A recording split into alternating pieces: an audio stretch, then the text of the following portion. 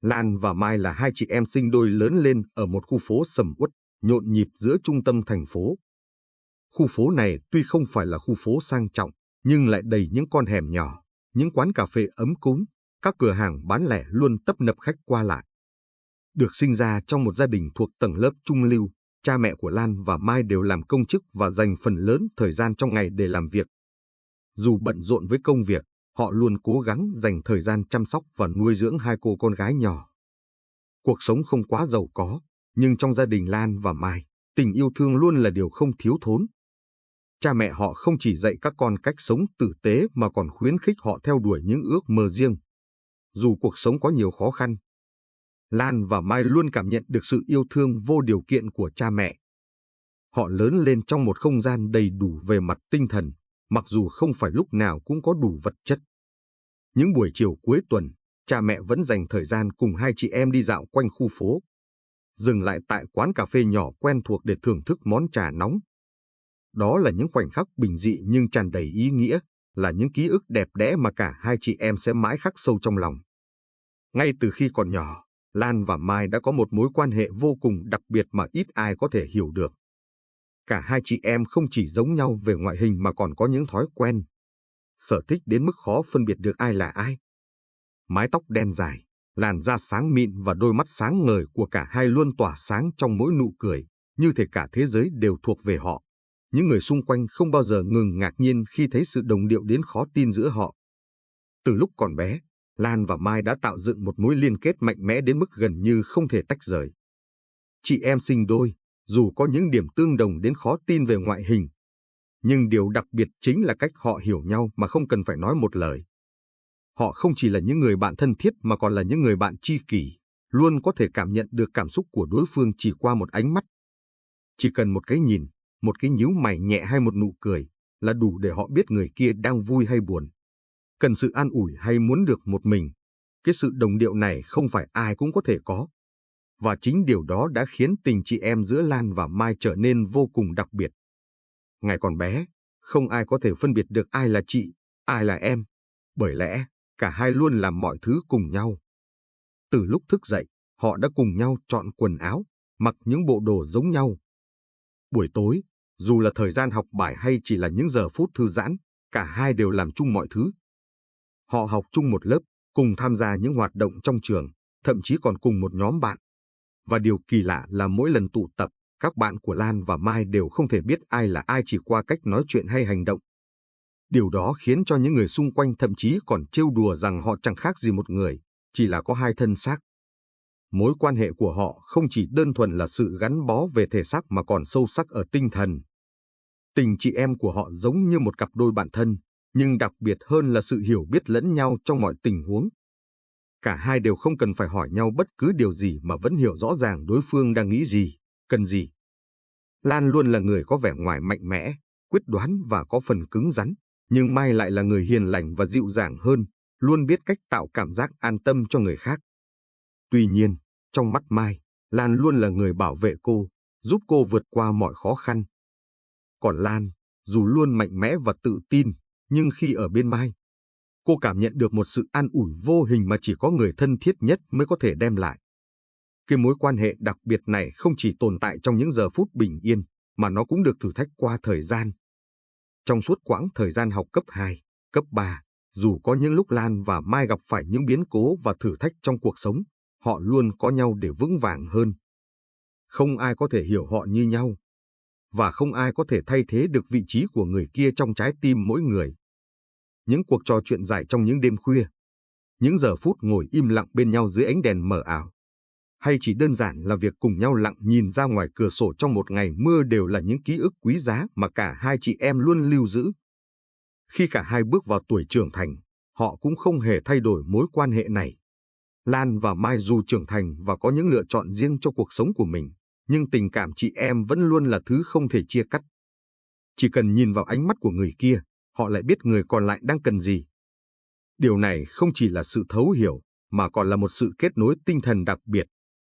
Cái sự kết nối ấy khiến cho họ có thể vượt qua mọi khó khăn trong cuộc sống, vì dù thế nào, họ vẫn có nhau.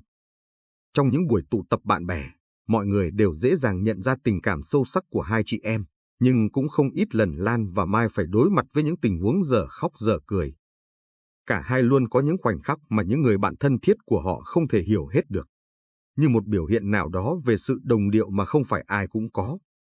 Đặc biệt, trong những lúc khó khăn hay bất ngờ, cả hai không cần phải hỏi nhau về cảm xúc, vì chỉ cần một cái nhìn nhẹ nhàng là tất cả sẽ được giải bày. Với Lan và Mai, tình chị em không chỉ là một mối quan hệ đơn giản. Nó là thứ gắn kết họ lại với nhau từ những điều nhỏ nhặt nhất đến những quyết định lớn lao trong cuộc sống. Tình cảm ấy không có giới hạn, không có ranh giới, chỉ có sự hiểu biết và sự ủng hộ tuyệt đối. Đó là lý do vì sao cho dù có gì thay đổi trong cuộc sống, tình chị em của Lan và Mai vẫn luôn vững bền, như những cánh buồm cùng hướng về một bờ biển bình yên. Thời gian trôi qua, Lan và Mai không còn là hai cô gái bé nhỏ trong mắt cha mẹ và những người bạn. Họ đã trưởng thành, trở thành những phụ nữ xinh đẹp với những đam mê và ước mơ riêng. Tuy vẫn có những khác biệt về những con đường mình muốn đi, nhưng tình cảm chị em của họ vẫn vẹn nguyên, không hề phai nhạt. Dù mỗi người đã có lựa chọn riêng cho tương lai, nhưng sợi dây liên kết giữa hai chị em vẫn luôn chặt chẽ như thuở nhỏ. Khi bước vào tuổi 25, sau khi tốt nghiệp đại học, Mai đã chọn con đường của riêng mình với một quyết định dứt khoát. Cô gia nhập một công ty marketing lớn ở thành phố, nơi mà những cơ hội thăng tiến không ngừng mở ra. Mai là người thông minh, sắc sảo và có khả năng nắm bắt mọi tình huống nhanh chóng. Công việc của cô tại công ty luôn bận rộn, đầy thử thách nhưng cũng rất thú vị. Những cuộc họp căng thẳng, những dự án lớn và việc đưa ra những chiến lược marketing đầy sáng tạo khiến cô cảm thấy mình đang thực sự sống với đam mê. Thành phố sôi động, với ánh đèn rực rỡ và nhịp sống không ngừng nghỉ, đã khiến Mai mê đắm. Cô có thể nhìn thấy tương lai tươi sáng và đầy hứa hẹn, nơi cô có thể khẳng định bản thân và xây dựng sự nghiệp vững chắc. Lan, trái ngược hoàn toàn với Mai, lại chọn một con đường khác biệt. Sau khi tốt nghiệp, thay vì tiếp tục ở lại thành phố để tìm kiếm những cơ hội trong thế giới đầy biến động, Lan quyết định trở về quê hương của mẹ, một ngôi làng yên tĩnh với những cánh đồng xanh ngát, những con đường vắng vẻ và những ngôi nhà mái ngói đỏ.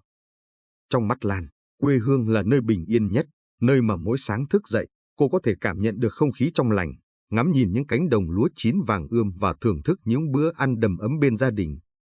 Sau một thời gian dài sống trong sự ồn ào của thành phố, Lan cảm thấy cần một không gian tĩnh lặng để tìm lại sự cân bằng trong tâm hồn. Với những kỹ năng mà mình có được từ thời đại học, Lan quyết định mở một quán cà phê nhỏ ngay bên cạnh con đường làng, nơi người dân thường đi lại. Đó là một không gian yên tĩnh, đầy màu sắc và ánh sáng ấm áp. Nơi mà mọi người có thể ngồi lại, trò chuyện và tận hưởng những tách cà phê đậm đà, pha chế từ những hạt cà phê sạch. Lan không chỉ muốn bán cà phê, mà cô muốn tạo ra một không gian thư giãn cho những ai cần một nơi để tạm lánh khỏi sự ồn ào của cuộc sống. Quán cà phê của cô nhanh chóng trở thành một điểm đến yêu thích của dân làng và những người khách vãng lai. Mọi người đến đây không chỉ để uống cà phê mà còn để tận hưởng không gian yên tĩnh, nơi họ có thể trò chuyện, thảo luận những câu chuyện đời thường hay đơn giản chỉ là nghỉ ngơi, thư giãn sau một ngày làm việc vất vả. Lan chăm chút cho quán cà phê nhỏ của mình từng chút một. Cô tự tay lựa chọn từng chiếc bàn ghế, trang trí không gian theo phong cách gần gũi và giản dị, mang đậm hơi thở của quê hương. Những bức tranh vẽ tay, những chiếc đèn lồng cổ điển và những cây cỏ xanh mướt tạo nên một không gian thoải mái, dễ chịu cho khách hàng.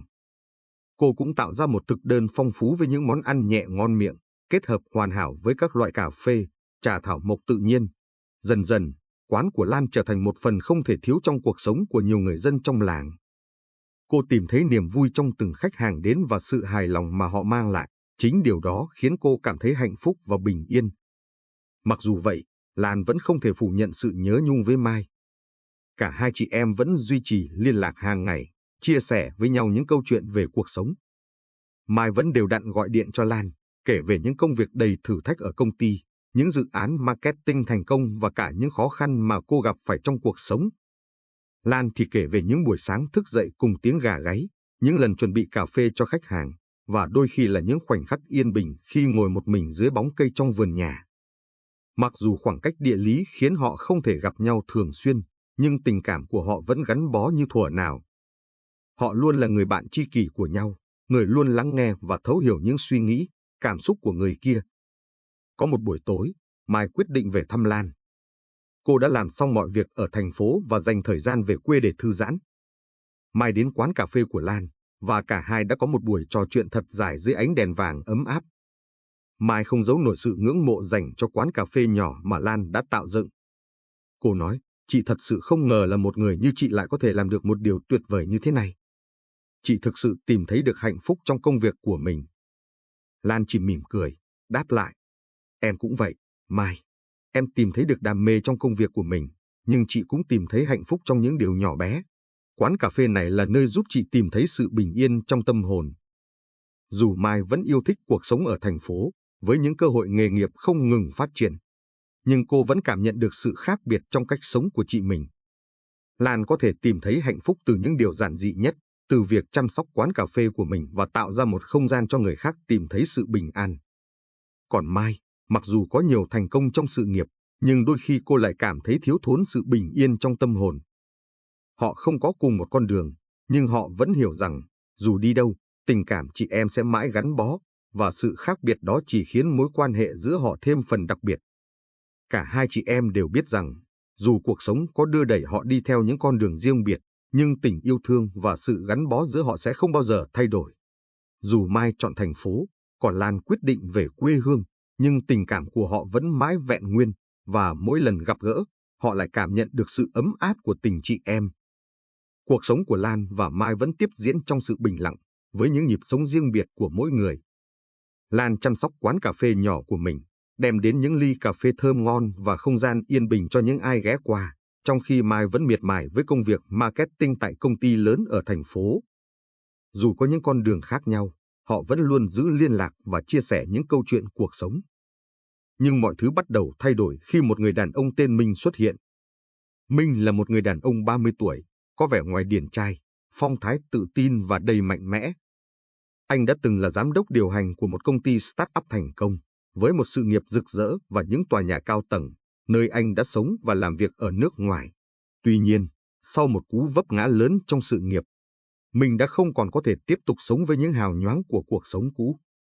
Công ty mà anh xây dựng từ hai bàn tay trắng gặp khó khăn, những quyết định sai lầm khiến công ty lâm vào khủng hoảng và cuối cùng là phá sản. Minh rơi vào trạng thái mất phương hướng, mệt mỏi với những cuộc đua không có điểm dừng. Dù có nhiều cơ hội trong ngành công nghiệp lớn, Minh lại không muốn tiếp tục với con đường cũ. Sau những tháng ngày suy nghĩ, anh quyết định từ bỏ tất cả để trở về Việt Nam, tìm lại sự bình yên và bắt đầu lại từ đầu. Nhưng lần này, Minh không muốn quay lại với những công việc liên quan đến những tòa nhà cao tầng hay những dự án đầy tham vọng. Anh muốn tìm một con đường khác, con đường mà anh cảm thấy có thể thực sự đắm chìm và yêu thích. Minh quyết định khởi nghiệp trong một lĩnh vực hoàn toàn mới mẻ đối với mình, mở một chuỗi quán cà phê sạch, chuyên cung cấp các sản phẩm hữu cơ. Đây là một ngành nghề mà anh chưa từng thử sức trước đây, nhưng với những hiểu biết về quản lý, marketing và đam mê với việc mang đến cho mọi người một cuộc sống lành mạnh, Minh đã quyết định đi theo con đường này. Anh mong muốn tạo ra một không gian không chỉ để thưởng thức cà phê, mà còn là nơi người ta có thể tìm thấy sự bình an trong tâm hồn, nơi mỗi ly cà phê đều là một phần của cuộc sống khỏe mạnh, bền vững. Minh bắt đầu tìm kiếm mặt bằng cho các quán cà phê, chọn lựa những địa điểm yên tĩnh, gần gũi với thiên nhiên, nơi khách hàng có thể thư giãn sau những giờ làm việc căng thẳng. Anh cũng chú trọng đến việc sử dụng nguyên liệu sạch, hữu cơ và địa phương, mang lại những sản phẩm tốt cho sức khỏe mà vẫn giữ được hương vị đậm đà của cà phê. Đó là cách mình muốn thay đổi cuộc sống không chỉ của bản thân mình mà còn của những người xung quanh. Khi Minh đến làng của Lan và Mai, anh đã bị cuốn hút ngay từ cái nhìn đầu tiên. Không gian yên tĩnh của ngôi làng, những con đường dợp bóng cây và các quán cà phê truyền thống khiến anh cảm thấy đây là nơi lý tưởng để hiện thực hóa ý tưởng của mình. Anh quyết định mở quán cà phê đầu tiên của mình ngay tại đây, tạo ra một mô hình cà phê sạch kết hợp với không gian thân thiện, gần gũi với thiên nhiên. Lần đầu tiên Minh ghé qua quán cà phê của Lan, anh cảm nhận được sự ấm cúng và giản dị trong không gian quán. Lan và Minh gặp nhau một cách tình cờ khi Minh vào quán để thưởng thức một ly cà phê. Minh ấn tượng với phong cách thiết kế của quán, sự thoải mái và không khí yên bình mà Lan đã tạo dựng. Anh không ngần ngại ngồi lại trò chuyện với Lan, bày tỏ sự yêu thích với công việc mà cô đang làm. Quán cà phê của chị thật tuyệt vời, Minh nói, cảm giác như ở đây có một không gian riêng biệt mà mình có thể thả lỏng tất cả. Chị chắc chắn đã bỏ nhiều công sức vào nó. Lan mỉm cười, đáp lại, cảm ơn anh. Đây là niềm đam mê của tôi. Tôi muốn mang lại cho mọi người một không gian thư giãn, yên tĩnh sau những giờ làm việc căng thẳng. Và cà phê, với tôi, không chỉ là thức uống mà còn là một phần của những câu chuyện đời. Cuộc trò chuyện giữa Lan và Minh diễn ra thật tự nhiên, như thể họ đã quen nhau từ lâu. Minh cảm nhận được sự đam mê trong mắt Lan và cảm giác an yên mà cô mang lại cho quán. Lan cũng cảm thấy có một sự kết nối đặc biệt với Minh. Cả hai đều có những ý tưởng về việc tạo dựng không gian cà phê chất lượng, nhưng mỗi người lại có những phương pháp khác nhau. Minh mang theo một tầm nhìn rộng hơn về việc phát triển chuỗi quán cà phê sạch và muốn nâng cao ý thức của cộng đồng về việc tiêu dùng thực phẩm sạch và tốt cho sức khỏe. Lan, ngược lại, coi việc tạo ra một không gian yên bình và đơn giản là mục tiêu chính của mình, muốn mang lại những phút giây thư giãn cho người dân trong làng. Dần dần, Minh bắt đầu ghé qua quán của Lan thường xuyên hơn, mỗi lần là một cuộc trò chuyện, một sự trao đổi ý tưởng. Minh chia sẻ với Lan về dự án khởi nghiệp của mình, về những kế hoạch dài hạn mà anh có, và về cách anh muốn thay đổi thói quen uống cà phê của mọi người trong thành phố. Lan lắng nghe, thỉnh thoảng đưa ra những ý kiến, và cả hai đều cảm thấy rằng cuộc trò chuyện giữa họ không chỉ dừng lại ở cà phê hay công việc, mà còn là sự chia sẻ những giá trị sống. Một ngày, Minh mời Lan tham gia vào dự án của mình, mời cô trở thành một đối tác trong chuỗi quán cà phê của anh. Cùng với niềm đam mê và tầm nhìn chung, Minh và Lan sẽ kết hợp với nhau để mang đến cho khách hàng một không gian cà phê sạch và lành mạnh, nơi không chỉ thưởng thức đồ uống mà còn là nơi họ có thể tận hưởng cuộc sống một cách trọn vẹn. Lan, dù có chút do dự, nhưng cuối cùng cũng nhận lời. Cô cảm thấy rằng đây chính là cơ hội để cô thử sức và mở rộng thêm tầm nhìn của mình. Dù cả hai có những cách tiếp cận khác nhau, nhưng Lan biết rằng sự kết hợp giữa đam mê và tầm nhìn của Minh sẽ giúp cho quán cà phê của họ thành công.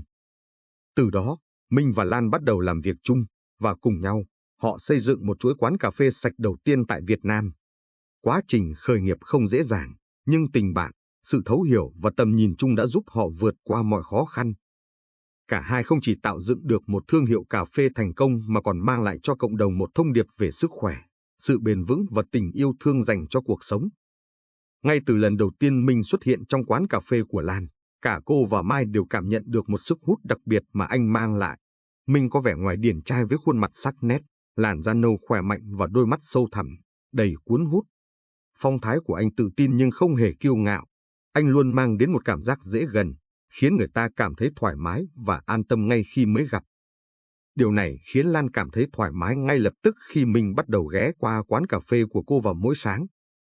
Anh đến không chỉ để thưởng thức cà phê mà còn là một phần trong không gian mà Lan đã tạo dựng một nơi yên tĩnh và ấm cúng, nơi mà mọi người có thể thư giãn và trò chuyện.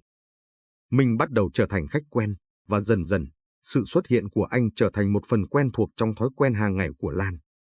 Lan và Minh dành nhiều thời gian trò chuyện mỗi khi anh ghé qua. Những cuộc trao đổi về công việc, đam mê và những câu chuyện cuộc sống khiến cả hai dần hiểu nhau hơn. Minh chia sẻ về những dự án khởi nghiệp của mình, về ước mơ tạo dựng một chuỗi quán cà phê sạch và cách anh muốn kết hợp giữa đam mê với cà phê và sức khỏe cộng đồng. Lan, với tình yêu đặc biệt dành cho cà phê, cảm thấy rất hứng thú và cùng anh bàn bạc về những ý tưởng phát triển quán. Cứ như vậy, mỗi lần gặp nhau, cuộc trò chuyện giữa họ lại trở nên sâu sắc hơn, và Minh luôn để lại trong Lan những ấn tượng khó quên về sự thông minh, tài năng và cái nhìn sâu sắc của anh về cuộc sống. Trong khi đó, Mai, dù là một cô gái luôn bận rộn với công việc marketing ở thành phố, cũng không thể không chú ý đến Minh. Cô cảm nhận được sự khác biệt trong cách Minh nhìn Lan, và những lời nói nhẹ nhàng mà anh dành cho chị mình. Dù Mai không thể phủ nhận rằng Minh là một người đàn ông cuốn hút, nhưng cô cũng bắt đầu cảm thấy một cảm giác khó chịu mỗi khi Minh dành quá nhiều sự chú ý cho Lan. Cô không thể lý giải được cảm xúc của mình. Nhưng trong những buổi trò chuyện giữa Minh và Lan, Mai cảm nhận được sự thân thiết ngày càng rõ ràng giữa họ. Những ánh mắt chia sẻ và những cử chỉ quan tâm nhỏ nhặt của Minh khiến Mai không khỏi băn khoăn về những gì đang diễn ra trong tâm trí mình. Mai luôn là người chị em gắn bó, luôn ở bên Lan từ lúc nhỏ, và cô chưa bao giờ nghĩ rằng sẽ phải đối mặt với sự thay đổi trong mối quan hệ giữa họ.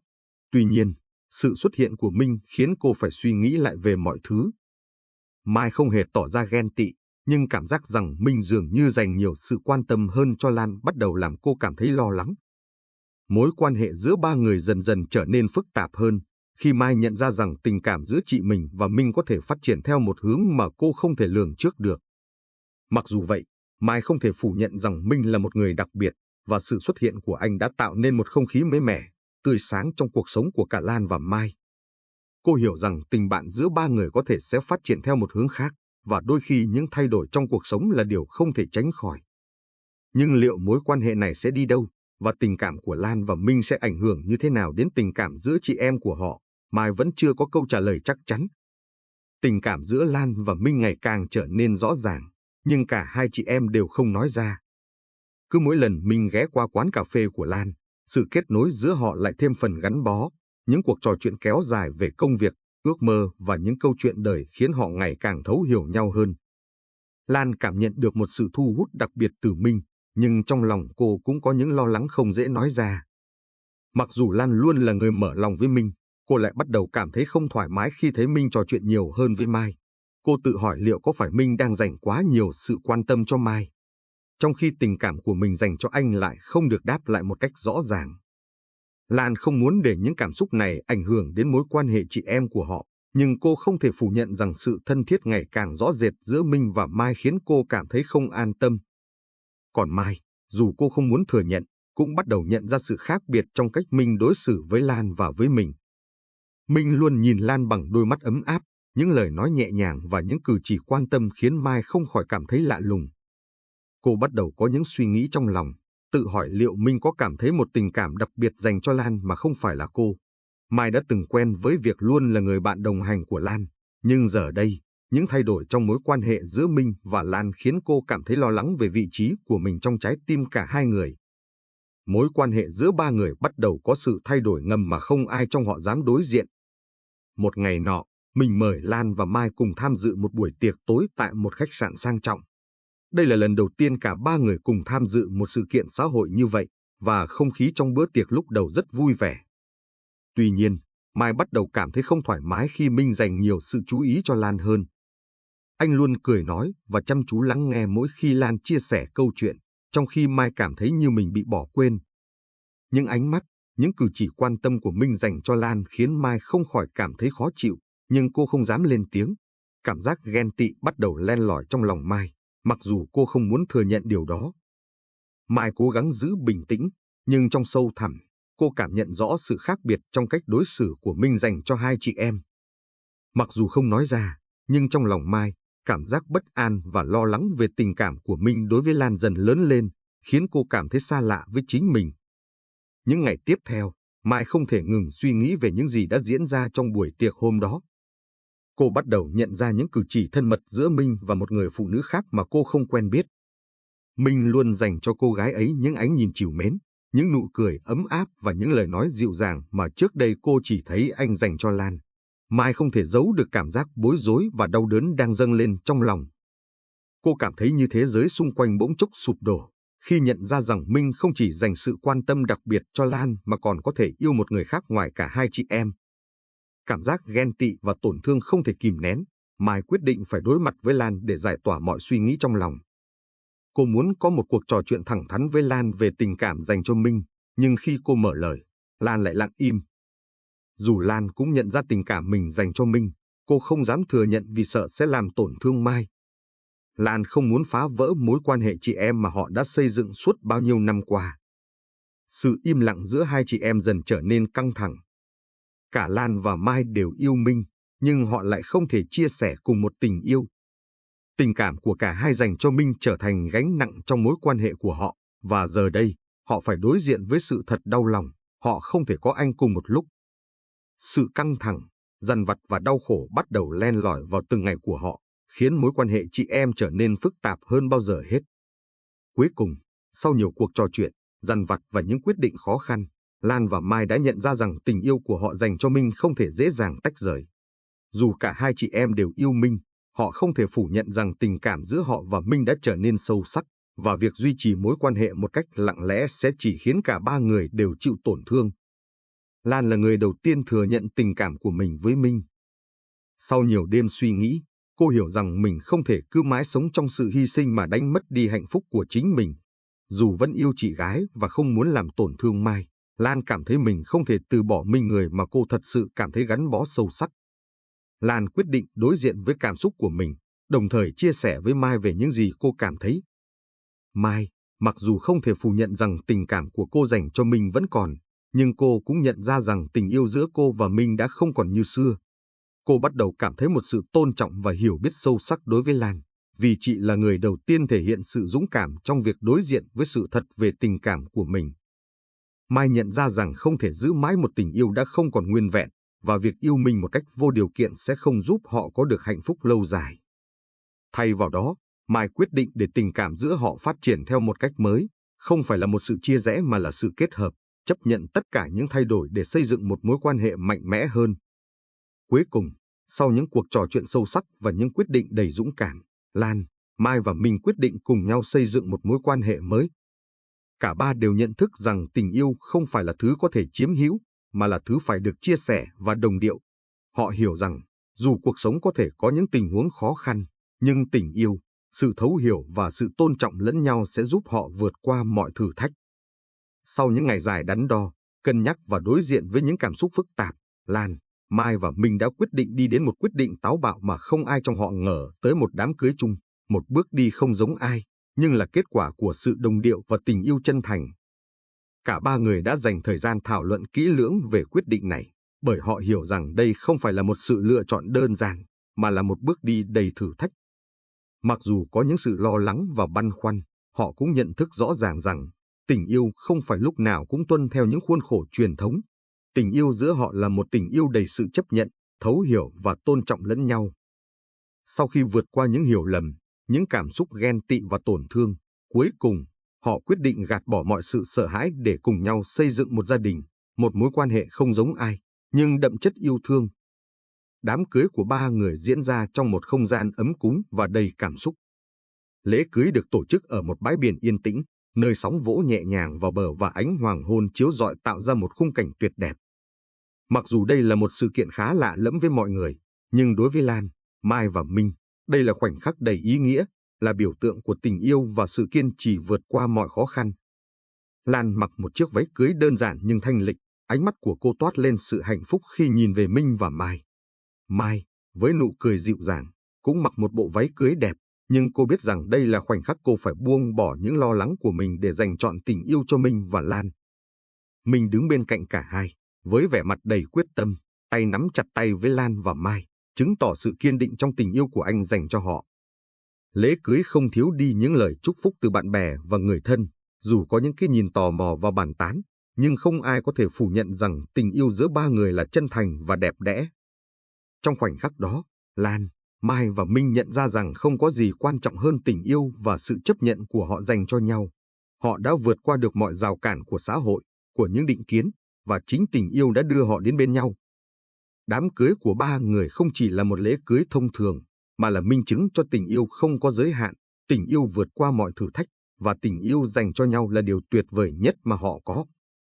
Cuối cùng, Lan, Mai và Minh đã tìm thấy một hình thức yêu thương đặc biệt, là nơi họ có thể cùng nhau xây dựng một cuộc sống hạnh phúc, hòa thuận và trọn vẹn.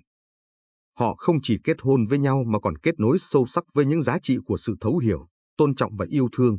Đó là một khởi đầu mới, không chỉ cho ba con người, mà còn cho một hành trình đầy hy vọng, trong đó tình yêu thật sự là thứ kết nối mọi thứ lại với nhau. Nếu bạn đã tìm thấy giá trị trong những câu chuyện và bài học mà chúng tôi chia sẻ, đừng quên đăng ký kênh Bài học từ cuộc sống để không bỏ lỡ những video mới nhất.